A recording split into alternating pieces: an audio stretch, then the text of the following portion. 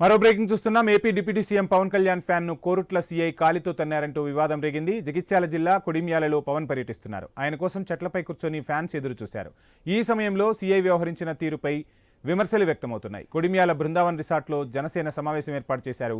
పంచాయతీ ఎన్నికల్లో జనసేన మద్దతుతో గెలిచిన వారితో పవన్ కళ్యాణ్ ప్రత్యేక భేటీ అవుతున్నారు.